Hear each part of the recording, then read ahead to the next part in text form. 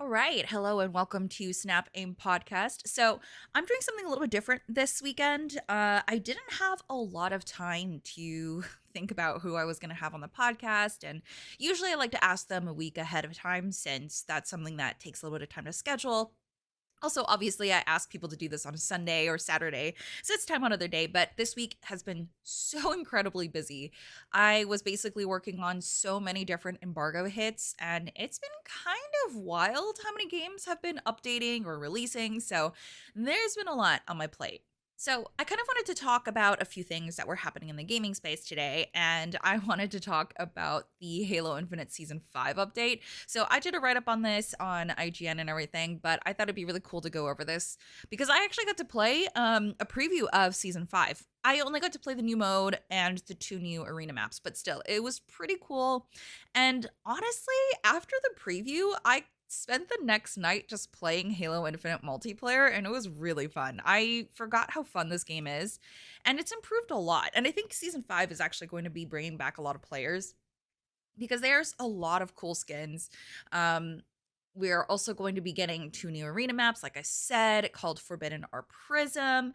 And the new game mode is called Extraction, where you have to go to different points. You have to activate extraction machines, and then the last when the timer goes down, that's when the team who's holding the extraction point will actually win. So it doesn't matter how long you hold the point. It only matters who's the one at the end holding it. So, someone could swoop in last second and grab it, which is really fun. It makes it very competitive. It's going to be in ranked and casual modes, which is really fun.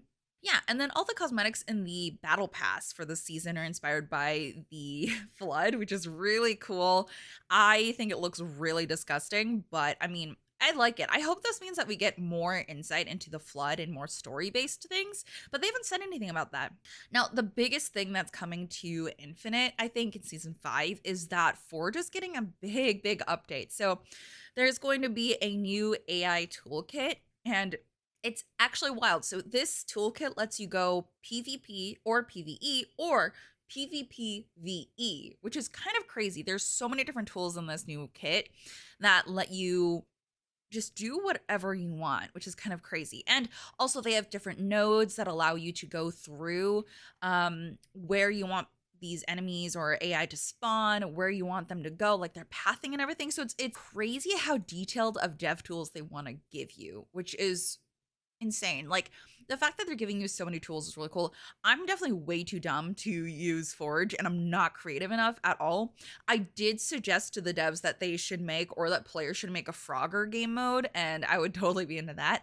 And if I could build it, I totally would, but I can't. I mean, I don't know how to use Forge. I could try to spend some time learning, but I mean, I don't know. I don't think I would be that good. I think it would be really fun though.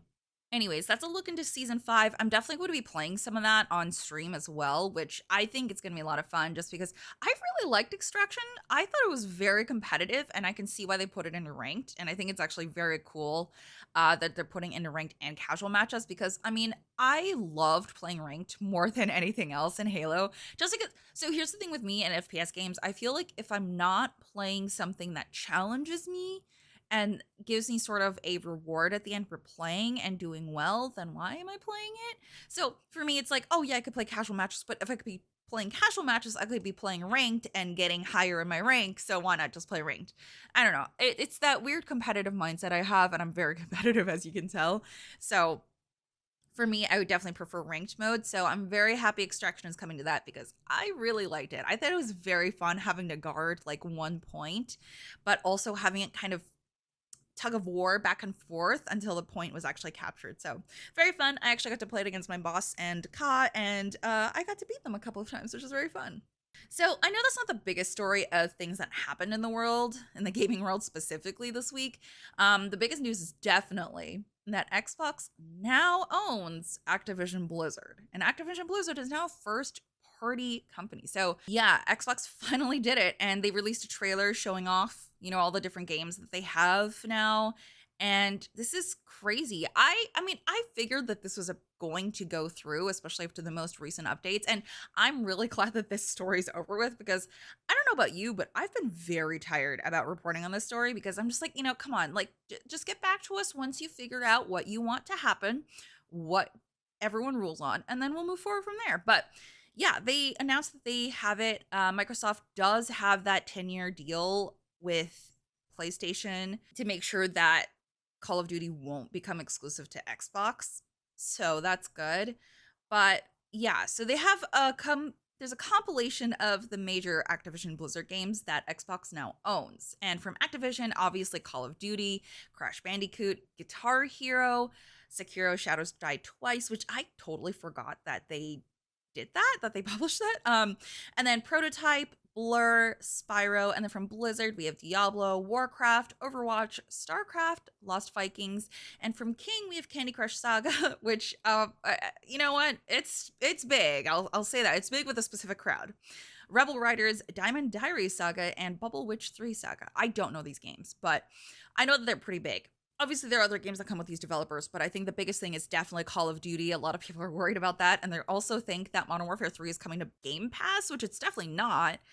And I definitely think that maybe the next edition of Call of Duty will be on Game Pass, but I personally feel like if Microsoft made Call of Duty free to play, basically through the subscription of Game Pass on launch day, I think they would lose money because people would just download it for a bit. And I don't know. I feel like there's a specific audience with Call of Duty. I feel like a lot of people who want to play it casually are mostly on consoles. So I feel like if they did this, people would just download it. And that's like a whole platform that they would lose money on for a $70 game. So I don't know. I know that Game Pass is going to be hiked up in price again, but it's definitely not going to be outputting, like $70, right? Like people could cancel after they play. And then, I mean, Warzone is going to be free to play. So if people prefer Warzone, they can just play that. Granted, it doesn't get you access to the campaign, but once you play the campaign, which is usually just, not that long of a campaign in Call of Duty, you could potentially just uninstall it and then get off Game Pass. So it's interesting. I'm glad I'm not in a position where I have to make these decisions because I definitely would not know what to do. But I understand that they have a lot more numbers and studies to look into what they can do about this. So Call of Duty is one of the biggest ones that they have now. Guitar Hero, I know a lot of people were talking about potentially bringing it back, which I never played Guitar Hero. I definitely would watch my friends play, and I never understood the appeal until I played Just Dance. And I realized, oh, okay, it's like its own rhythm game, but some people prefer having something like an instrument like guitars because it's a little bit harder to learn guitars, but also makes you feel really cool, right? Like when I was playing Just Dance, I was like, oh, it's like I have my own dance lessons at home. And DDR I suck ass at DDR. I could never play it. So for me, I think Guitar Hero was also the same sort of thing where I'm like, oh, this sucks, but mostly because I suck and I'm not really into this. But Just Dance, I was like, oh, for some reason, this rhythm game is really, I like it. This is good. And Sekiro was really good, but I don't know. I don't know if we're ever going to see a Sekiro 2. Honestly, I would rather see a Bloodborne 2 if we're talking about Soulsborne games, but I am interested in Blizzard games with Warcraft and Overwatch because, I mean, Warcraft is always going to do well. That's like their bread and butter. But Overwatch, recently, they've not been doing so great. Another story that I definitely reported on this week was that, or last week, sorry, was that Overwatch 2 is overpricing for their premium battle pass bundle that had 2 skins that they were exclusively advertising on all of their trailers for this next season, but it's not in the battle pass, and the only way to get them is to buy the $40 bundle, which is really disappointing. So that kind of sucked to see, but I don't know. I hope that maybe with Microsoft taking a hand in this, they could probably look at their model and be like, hey, we need to fix this because it's clearly not connecting with players and it just feels really greedy. So I hope that they're able to kind of connect and work together as a team because it's definitely not at the level that players want. I mean, even even with Halo, like they're taking their battle pass and making it from 100 rewards to 50 and focusing on quality over quantity, which is great. And I think that's such a good move. Like, no one has time to sit through so many levels of a battle pass and try to earn everything, especially if they're like not, if they're individual small rewards that aren't even that inspiring to try to earn. So I'm glad that Halo has kind of found their footing on their live service game model, but I feel like Overwatch has all the tools to do that, but they're just not figuring it out. Same with Diablo. Diablo, I played for the first update. So I played Diablo 4 when it came out, but I honestly got a little bit tired of the grind. And when season 1 came out, I was like, "Oh yeah, I'll just play this. I'll start fresh." But you have to finish the game on your first character. You have to at least finish the campaign. And I was like, "I do not have time for this." And I don't know, the season pass was kind of weak. I really was not interested, so I just fell off playing it. And I think Blizzard just needs a little bit of help with their live service games. Obviously, except for Warcraft, because that will always do well. Okay, then another little fun story that I want to point out, because we're obviously going into Spider-Man release day. I'm so excited. So, apparently Insomniac actually started real lizards to create the lizard in Spider-Man 2, which is a little bit terrifying. This was revealed in a PlayStation blog post, and the Insomniac senior art director, Jacinda Chu, revealed that the team wanted to make Lizard accurate to the real life animal. And yeah, and obviously Insomniac saw that like an exact replication wouldn't work because they didn't have enough slime. So Chu said that they looked at a lot of lizard skin for research and that their skin is really dry. But the people on their team said that they wanted him, the lizard, to be slimy, like slimier, which is gross. And then they also gave him spikes as well, which is interesting. I always thought Lizard was so freaky. Even in the movie, I thought he was just really creepy and gross looking. And I really hated the sewer scene because it seemed like such a horror movie. Apparently, Chu looked at real life lizards that looked a bit more prehistoric because lizards can look kind of soft and cute, which definitely can happen. I think that there's some like bearded dragons, they're really cute. But obviously that wouldn't work for a villain. So I'm glad they opted to take a few creative directions on making their lizard. I'm really excited though. I can't believe that Spider-Man 2 is launching October 20th. That's this week. That's crazy.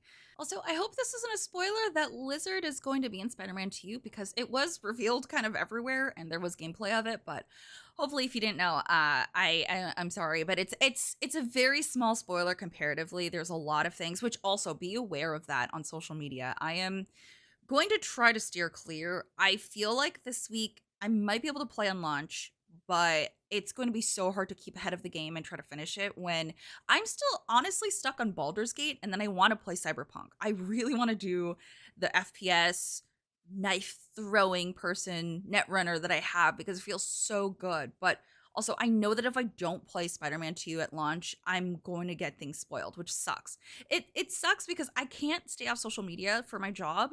So in order for me to be online, I have to kind of play through this game as fast as I can so that I don't get spoiled. But I also know that that means a lot of people can't watch me stream it because it's spoilers, right? So I get it. And it's just one of those situations where it sucks, but also I'm very lucky that I can play the game at launch. I'm very excited.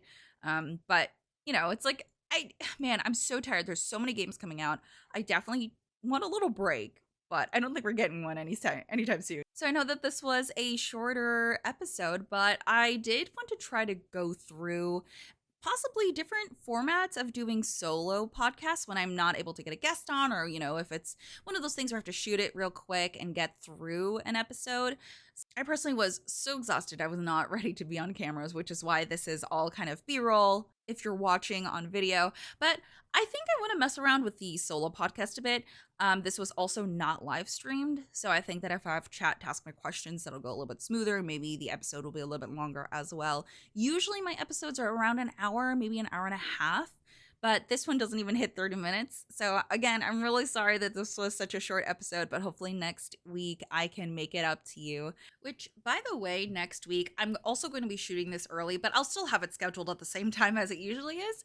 But I am going to be at TwitchCon, and if you're there on the 22nd, I will be on a panel with a few other amazing women in the community who have also gone from being streamers and content creators to being full time in the games industry, which is really cool. So if you have any questions or anything, or I'm not sure if it's going to be live stream. If it is, I will let you know on Twitter and whatever else, which would be really interesting. But I have no information on that. But if you are there at TwitchCon and you want to say hi or something, please come say hi. I'll be there Sunday. I will also be there Monday because I'm just going to be there for 2 days because fuck Vegas. I think Vegas is fine for a weekend, but definitely not for longer than that. It is way too expensive, first of all, to eat anything there or even get water. Second of all, it is way too dry there. Third, the weather is so unpredictable. The last time I was there, which was about 3 to 4 days, there was rain, hail, it froze over, and then it got very windy, and there was like a storm or something. I don't know. All I know is that I don't prefer Vegas, so I minimized my visit there. Also, the weekend after that, I am having my competition, my powerlifting competition. So very excited for that. And I'll probably be posting some more gym vlogs soon as well. So let me know what you would like to see or hear from me in podcasts or videos. I'm still trying to get used to this whole content creation thing while also having a full-time job. It is very difficult. Also, recalling some of this episode, I realized that I say I feel a lot, and I think that's a defense mechanism from being on camera and also voicing my opinion to various people of the IGN audience and the gaming audience in general. People take things way too personally, even though it's my personal opinion. So it's kind of a defensive maneuver, and I realize I do it a lot. So if that gets annoying, I will gladly try to catch that because this is my podcast. Obviously, you're here to hear my opinions on things. I will work on that. But yeah, let me know what you would like to hear me talk about, who you'd like to see on the podcast, what kind of things you'd like to see me cover more, and stay healthy, be good, and I'll see you next time.